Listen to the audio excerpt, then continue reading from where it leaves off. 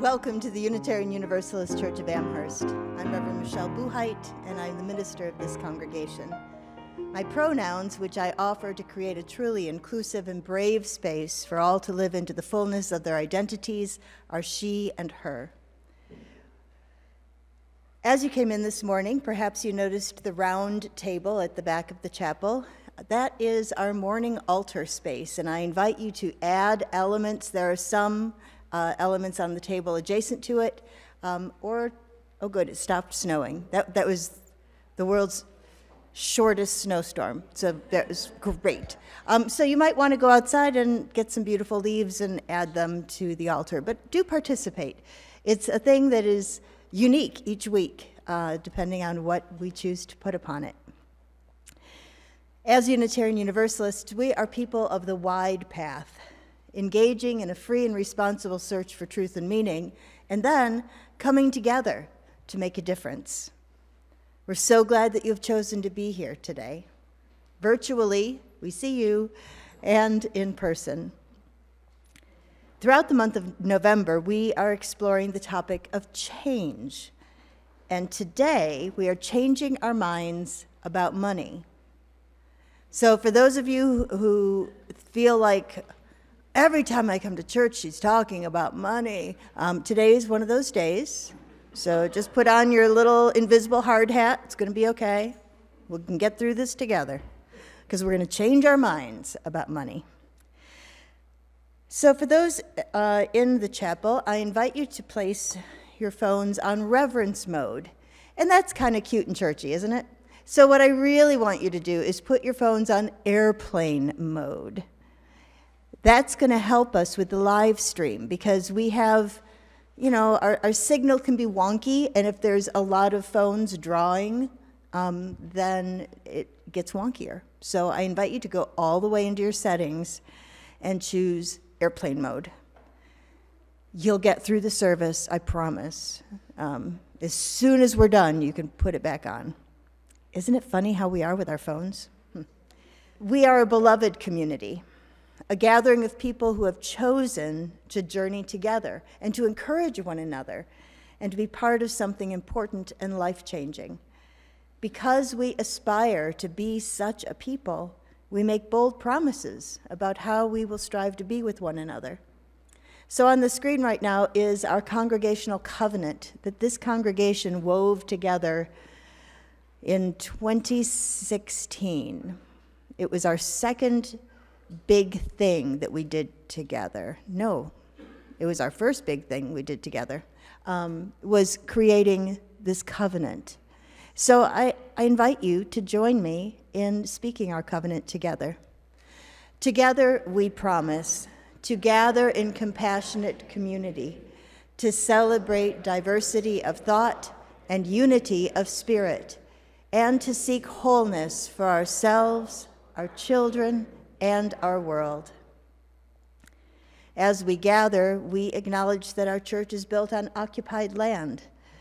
That land was nurtured and cherished by the First Nations people of this area, known as the Haudenosaunee, and the Neutrals before them. We offer this libation as a giveaway, a way of saying thank you and of showing our respect for the deep connection to the land. May we be good stewards of the land and courageously cultivate community with all living things. Our song of intention this morning is We Are Not Our Own, and I'm going to invite you to sing along with the video, which we know is clunky. Let's just all get rid of that anxiety. It's so hard to do. You sing to the radio all the time, so lighten up. This just requires a hymnal if you want to sing along with the words. So it's 317 in the gray hymnal.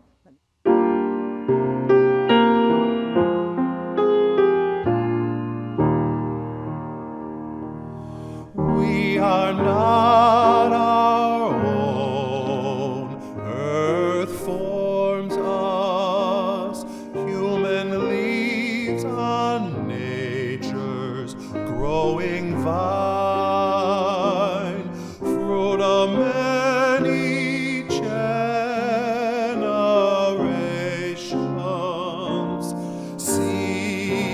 of life divine. We are not alone.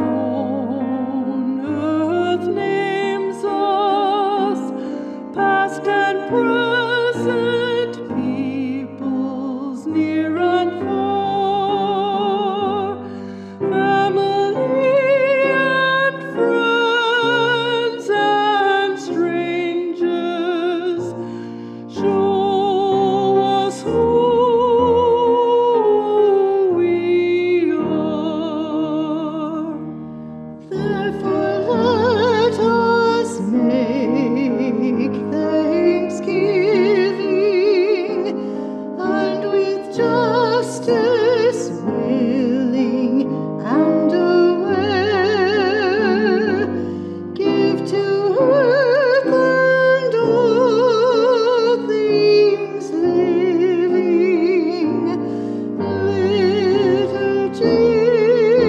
liturgies of care. Let us be a house of welcome, living stone upholding, living stone,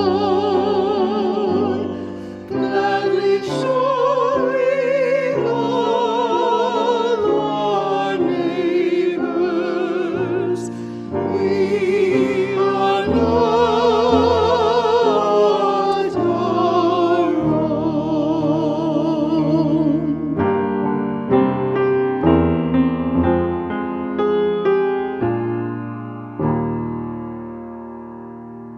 It is our custom when we gather to light a chalice, the symbol of our faith, that represents the light of truth, the warmth of community, and the fire of commitment. I offer these words as we light the chalice. We gather around this flame that symbolizes the truth we know and the truth we seek, the community we share and the community we aspire to, the learning that enables us and the mystery that encompasses. Here we speak the languages of memory and hope. Here we are welcomed, our journeys embraced and shared. Thank you, Ellen.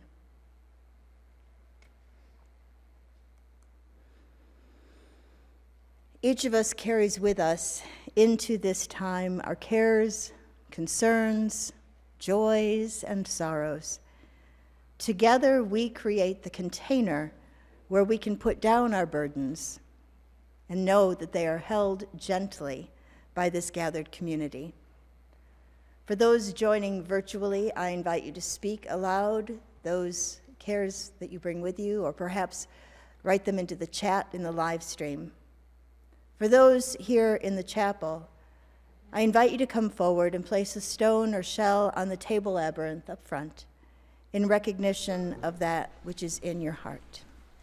I invite you to come forward.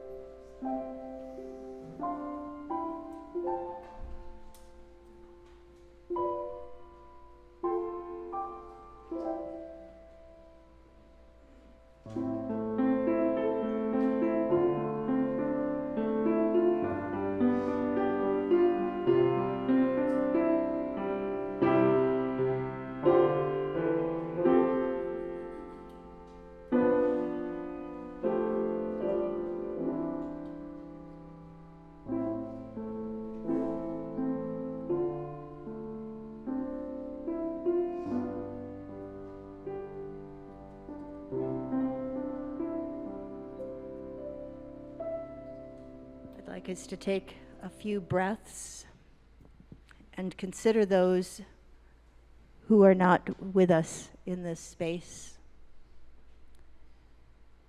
Holding in our hearts those who are ill,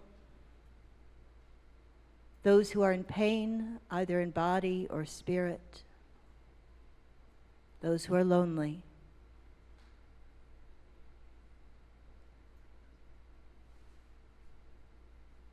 We hold all of this, knowing that we are part of a web of life that extends and connects us to the universe and to one another. We are grateful for the mystery of consciousness that we share, the consciousness that weaves us together. Please join me in singing Spirit of Life.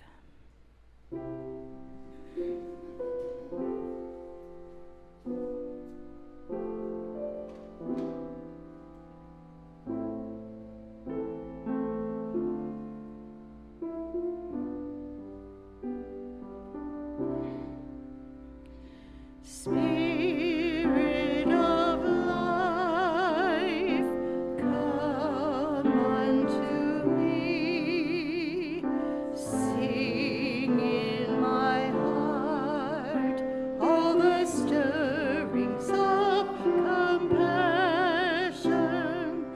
Blow in the wind, rise in the sea, move in the hand, giving life the shape of justice. Roots hold me close, wings set me free. Spirit of life, come to me, come to me.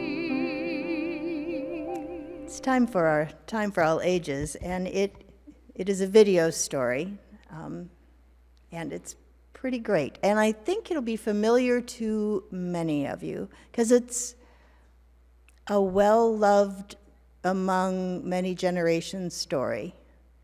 So I'm not saying it's old, but it's been well-loved for generations.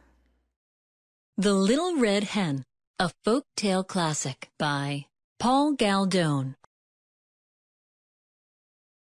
Once upon a time, a cat and a dog and a mouse and a little red hen all lived together in a cozy little house. The cat liked to sleep all day on the soft couch. The dog liked to nap all day on the sunny back porch. And the mouse liked to snooze all day in the warm chair by the fireside. So the little red hen had to do all the housework. She cooked the meals and washed the dishes and made the beds. She swept the floor and washed the windows and mended the clothes. She raked the leaves and mowed the grass and hoed the garden. One day when she was hoeing the garden, she found some grains of wheat. "Who will plant this wheat?" cried the little red hen. "Not I," said the cat. "Not I," said the dog. "Not I," said the mouse. "Then I will," said the little red hen. And she did. Each morning the little red hen watered the wheat and pulled the weeds. Soon the wheat pushed through the ground and began to grow tall. When the wheat was ripe, the little red hen asked, "Who will cut this wheat?" "Not I," said the cat. "Not I," said the dog. "Not I," said the mouse. "Then I will," said the little red hen, and she did. When the wheat was all cut, the little red hen asked, "Now, who will take this wheat to the mill to be ground into flour?" "Not I," said the cat. "Not I," said the dog. "Not I," said the mouse. "Then I will," said the little red hen, and she did. The little red hen returned from the mill carrying a small bag of fine white flour. "Who will make a cake from this fine white flour?" asked the little red hen. "Not I," said the cat. "Not I," said the dog. "Not I," said the mouse. "Then I will," said the little red hen, and she did. She gathered sticks and made a fire in the stove. Then she took milk and sugar and eggs and butter and mixed them in a big bowl with the fine white flour. When the oven was hot, she poured the cake batter into a shining pan and put it in the oven. Soon, a delicious smell filled the cozy little house. The cat got off the soft couch and strolled into the kitchen. The dog got up from the sunny back porch and came into the kitchen. The mouse jumped down from his warm chair and scampered into the kitchen. The little red hen was just taking a beautiful cake out of the oven. "Who will eat this cake?" asked the little red hen. "I will," cried the cat. "I will," cried the dog. "I will," cried the mouse. But the little red hen said, "All by myself I planted the wheat, I tended the wheat, I cut the wheat, I took the wheat to the mill to be ground into flour. All by myself I gathered the sticks, I built the fire, I mixed the cake, and all by myself I am going to eat it." And so she did, to the very last crumb. After that, whenever there was work to be done, the little red hen had 3 very eager helpers. The power of stories. I'm a little red hen. Although I never get to that part where the hen refuses to share the cake and eats it in front of her roommates, I admire the hen's crafty way of creating a desire in the hearts of her roommates to participate in the care and keeping of their little home. If only it were that easy. Anyone here a little red hen? Yeah, I see you. You're the people of my heart. There you go. Do you feel like you're carrying a disproportionate amount of the load? I'm not sure I can help you with how things are going at home, although I suppose you could try the cake eating method to get others to help more. At the very least, you will have had a very tasty cake and the satisfaction of keeping it all to yourself. So as you may have guessed, my interest is how red hen syndrome plays out at church. We'll come back to that later. First, I want to tell you about the story of the stupidest thing we do. My husband Les and I have spent many years as stagehands in IATSE Local 266. IATSE is the International Alliance of Theatrical and Stage Employees and Motion Picture Technicians, Artists, and Allied Crafts of the United States, its territories, and Canada, which is why we call it IATSE. IATSE is the labor union for theatrical events and a whole bunch more. So one of the places that we've worked as stagehands has been Chautauqua Institution, and we could both regale you with endless stories. But for today, there's really just one that takes us where we need to go, and that is the story of the stupidest thing we do. At Norton Hall, where the operas take place, there is a piano in the orchestra pit. That probably doesn't surprise you. Pianos are an important part of the opera. The orchestra pit is in front of the stage and is about 4 feet below stage level. Actually, it's a little lower than that. And that makes it possible to still see the action on stage when the orchestra is present. The piano in the pit is not a big grand like we have in here. It is a much smaller, but still heavy, upright. It's important to know that although it is somewhat small, it is more than somewhat heavy.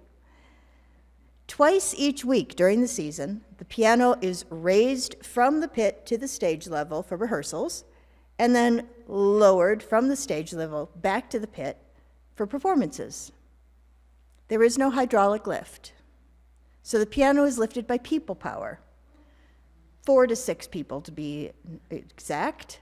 The lifting is done by crowding a group of strong people around a relatively small but more than relatively heavy piano, lifting it straight up and then onto the stage. That's called a deadlift in our lingo, and I think it means because the people hope they won't die doing it.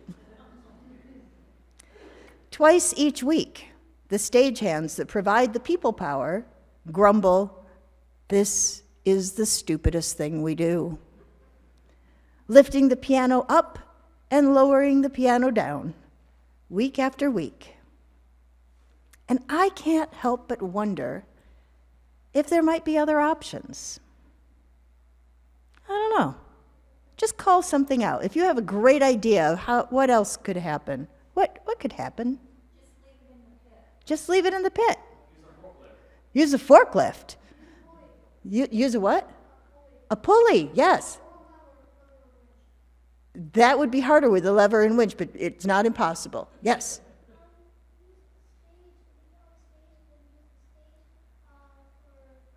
Use it, keep it on the stage. Use it there, yeah.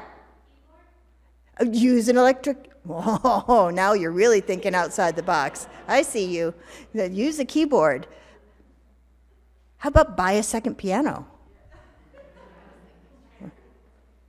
You know, so needless to say, there are many options to avoid doing the stupidest thing we do. So you may be wondering why I'm telling you this and what on earth does it have to do with church? Because this sermon is the stupidest thing we do. Every year, in anticipation of the pledge drive, where the church leadership asks members and friends to participate in the spirit of abundance with financial support, I get to stand up front and do a song and dance that will keep me employed for another year.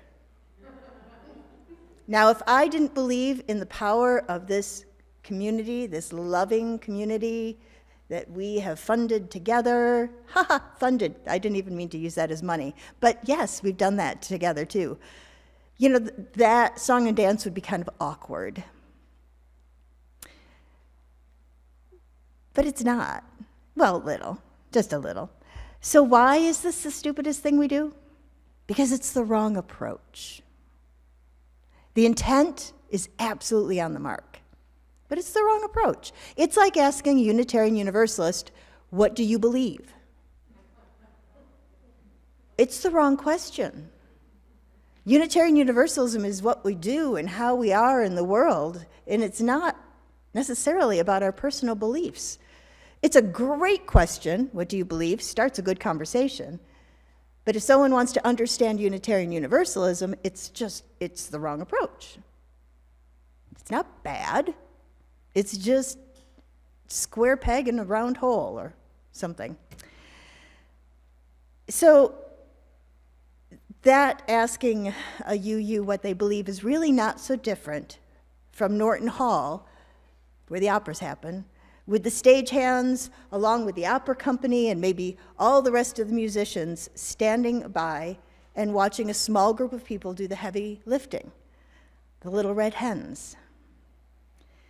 We have other options. We are creative, passionate people who care deeply about the grand experiment that we call Unitarian Universalism. We just haven't tapped into the power of sacred economics. What's that? I'll tell you in a little bit. First, I want to have a little bit of sacred fun.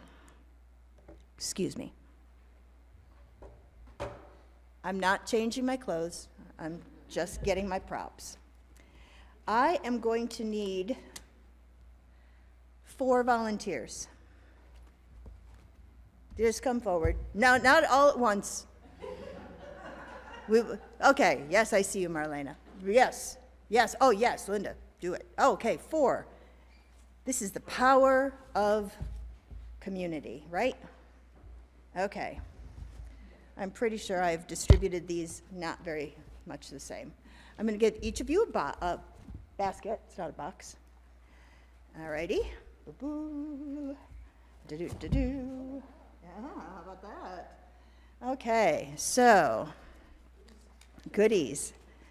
So the only way this little game will work and be fun is if everyone participates. Putting money in the basket. No, taking money out. Yes. So these, you'll volunteer all day long. So these wonderful volunteers are going to be moving throughout the seats here, and I would like you to take one $5 bill. No, like, oh, I can't, it's money from church. Just take a $5 bill, okay? I'm pretty sure that amongst, yes, you're in here, yes. Make sure you share, give one to your brother. There you go. In it goes. That's how this game works. All right, go. Make these people abundant. You might want to start in different places. Yeah. Remember, it only works if everyone plays. Only one, Ron. I see you. Sticky little fingers.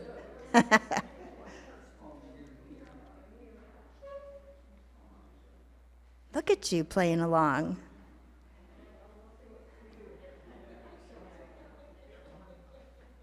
If one of the volunteers, if your basket runs out, another volunteer can help pick it up, okay?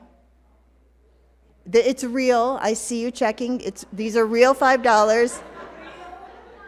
Anyone have one of those little pen things to make sure they're not counterfeit?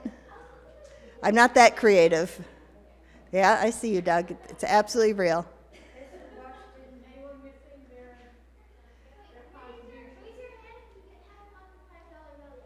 Okay, and I think you got one. I see you too. All right, volunteers, you can bring them back to me, but make sure you take one for yourself. Thank you. You've been very helpful. This is the most fun we've ever had in an offering.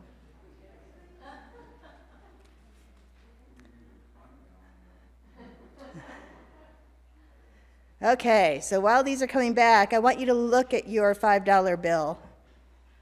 Hopefully your eyesight is better than mine. I know that they have years on them, I just don't see where it is. Okay. All right, yeah, I can't see it. But turn it over, look at both sides. Okay. Now, I want you to sniff it. Yep. Bring it right up to your nose, give it a whiff.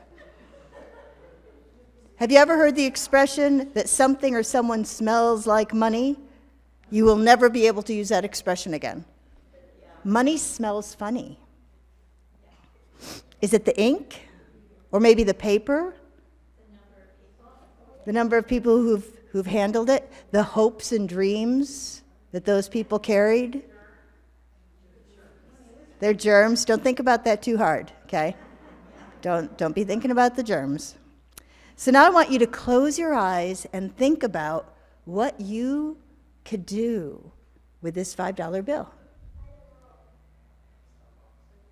A Starbucks? Yeah, so you could stop at a coffee shop and get a little treat on the way home.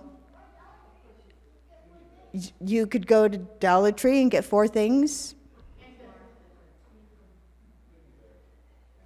Okay, so you could spend it, you could save it, you could put it like in your glove box in your car so that when you are hungry and want to go through the drive-thru and you're like, oh, I have no money, I have $5. That'll get you some things, depending where you go through your drive-thru. You might stop at Tops or Wegmans and get a nice freshly baked loaf of bread. That would smell much better than this funny money. So, or you could give it to the homeless person on the corner with their little cardboard sign.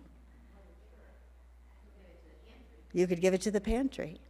The beautiful thing is you don't have to tell anybody what you've done with your $5. This really is your $5.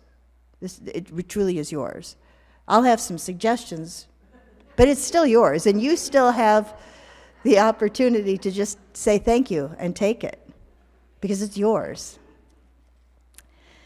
Okay, so now comes the fun. I'd like you to swap $5 with someone around you. Everybody trades with somebody. If you need to get up and move to give it to someone far away, do it. Everybody should have a different $5 bill.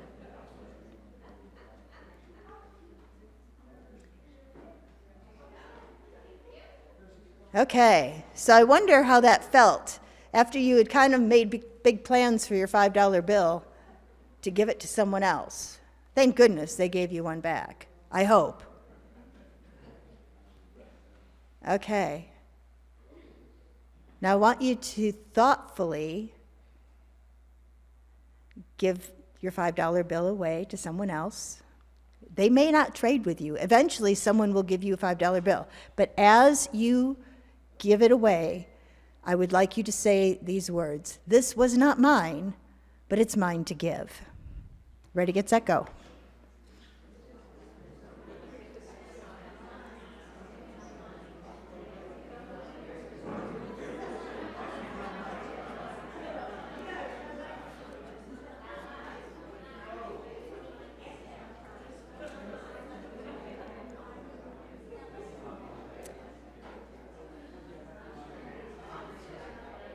Okay, find your way back to your seats. Make sure you have a $5 bill.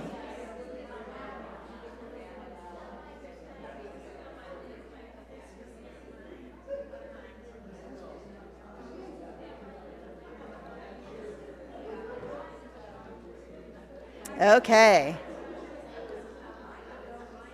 Woo, you feel that energy? Isn't that fun? Okay, back to me. All eyes up front. Here we go. All right, so did that feel good? It's kind of fun. It had more meaning than if I had given you Monopoly money, because then that really, that pretend money, there's no investment there. I couldn't have made a big plan about stopping for that warm loaf of bread that smells like heaven. See? Oh. So true confession, the money that you are holding and whatever spare cash is in the baskets, which is not much, which means we have big attendance in the house today, so I'm pretty excited. Because you didn't even know I was giving away money and you came to church.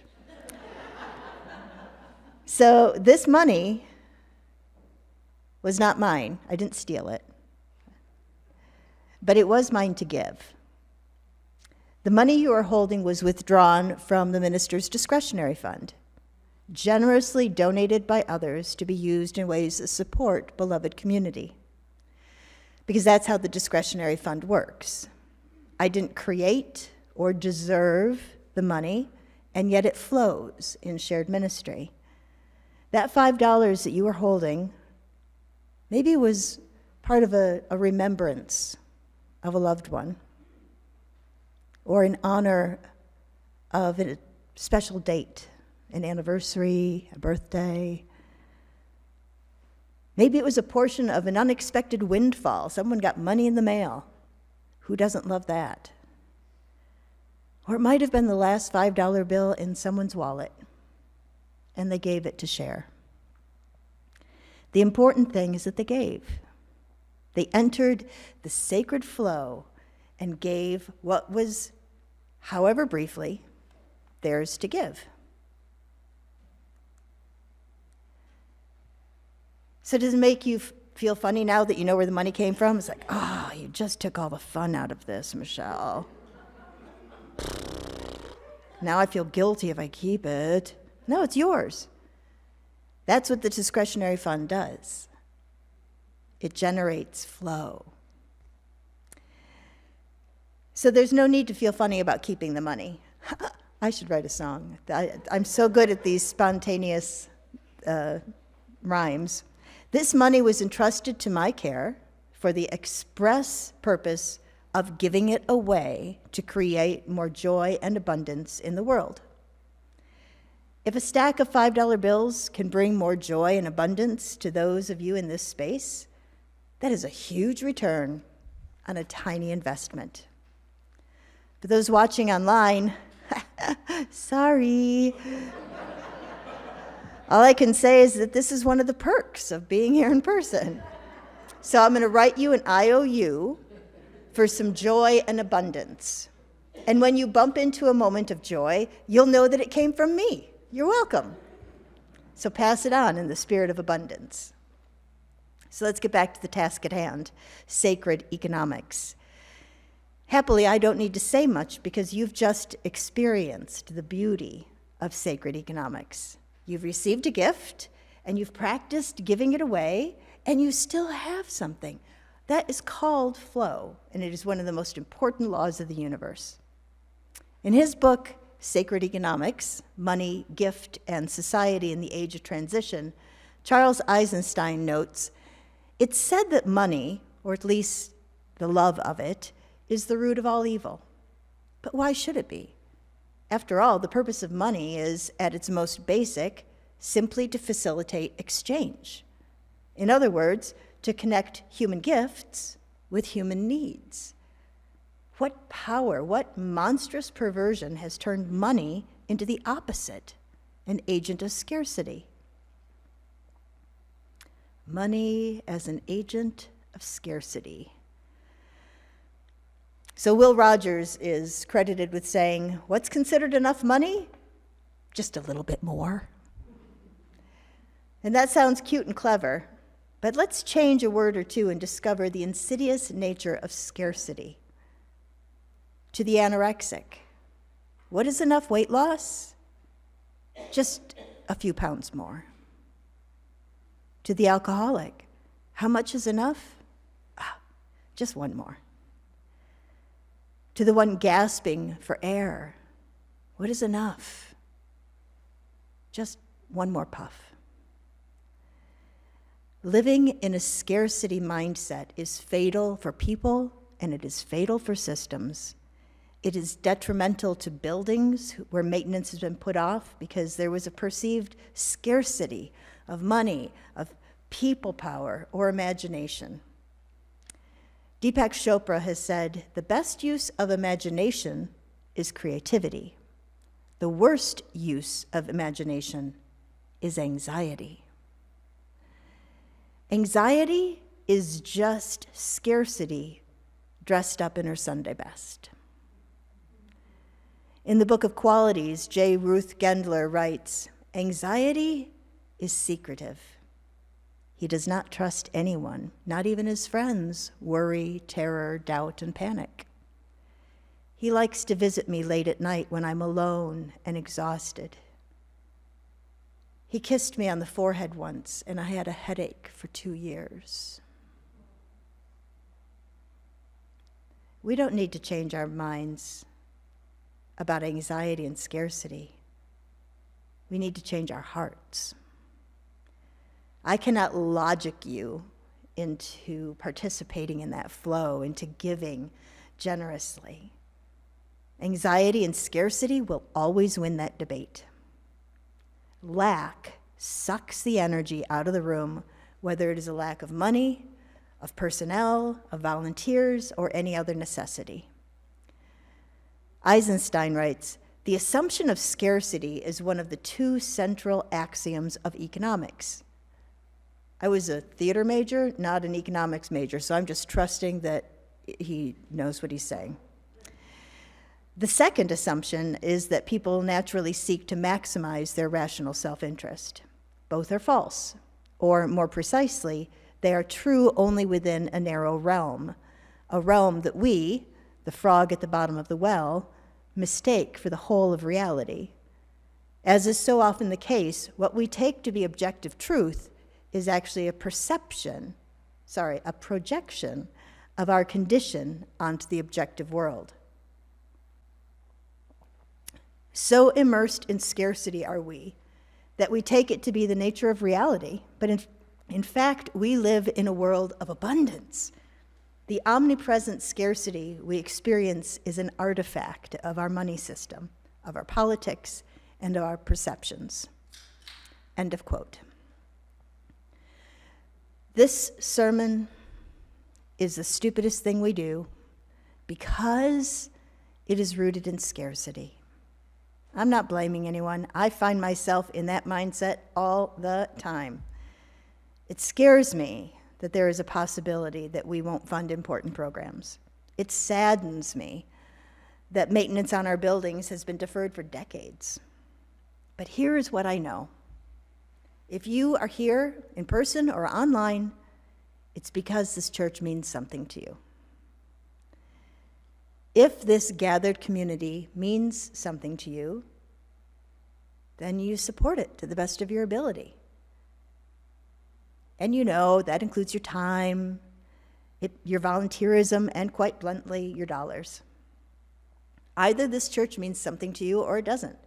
I cannot, in the course of one sermon, change that. And that's why it's the stupidest thing we do. But like the stagehands lifting a piano, it is necessary for the show to go on. We all need reminders of what is vital to our life, to our well-being. We all need reminders of the importance of being in community and being of service. And this is your reminder that you belong, that you love this community. Maybe you have friends here. Maybe you have history. Maybe you're brand new and excited about possibilities, or nervous because she keeps talking about money. It's my first time. It's okay. Maybe you're worn out and you need some help. Each of us are all of these things. Our stewardship campaign or pledge drive or whatever we choose to call this opportunity for generosity is that time where we turn to you to step up. And it is approaching. This is your warning. Warning. It's coming. And it's not, maybe it shouldn't be a warning. It's your early invitation. I love that. I made that up on the spot. I should be a preacher.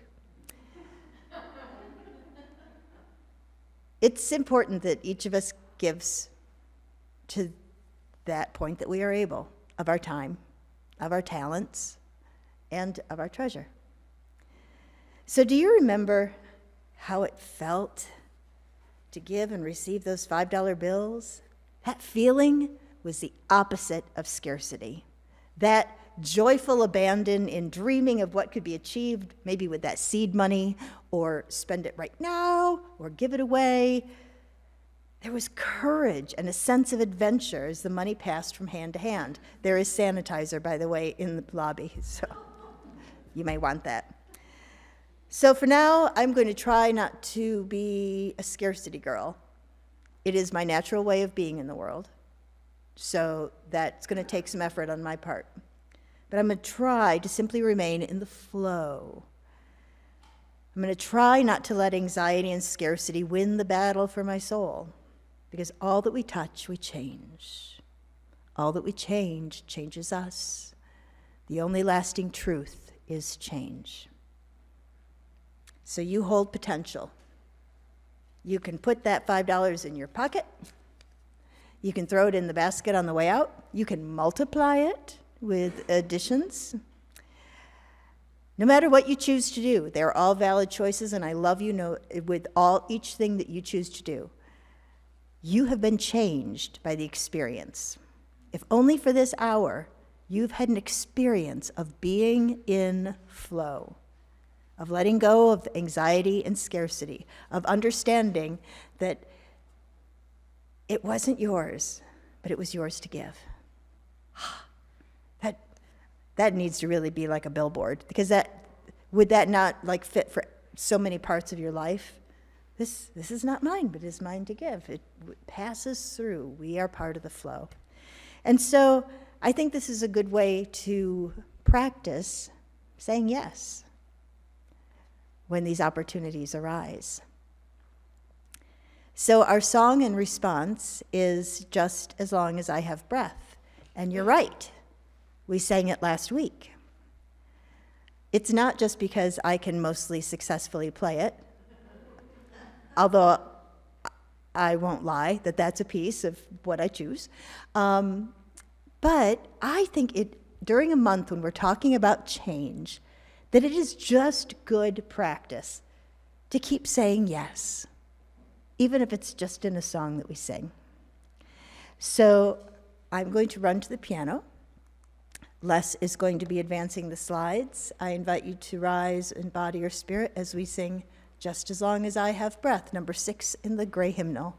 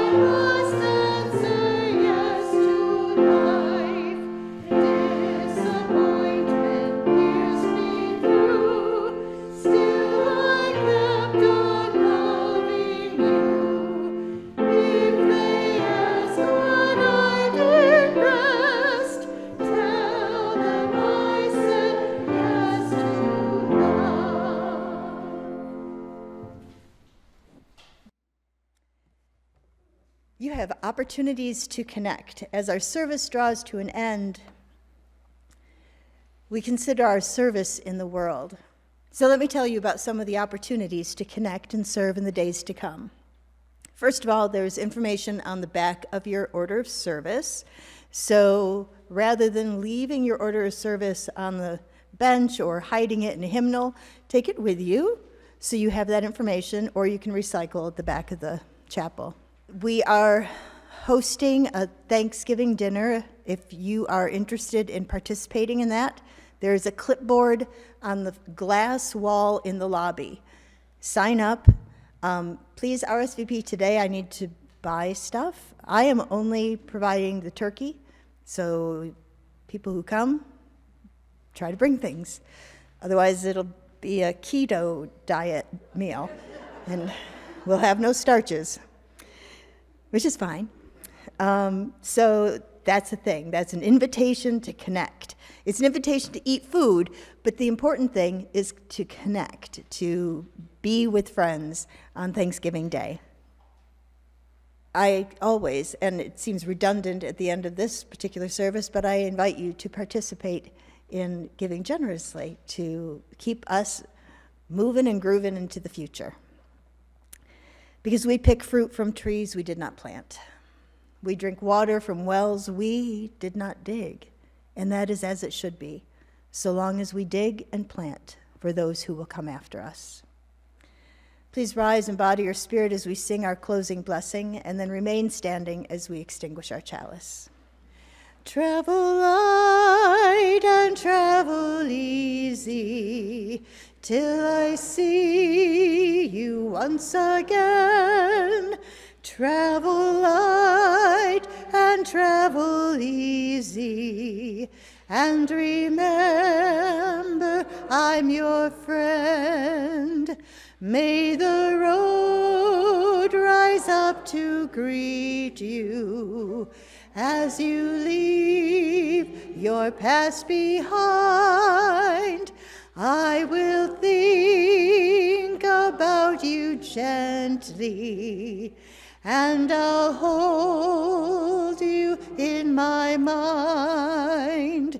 Travel light and travel easy, till I see you once again.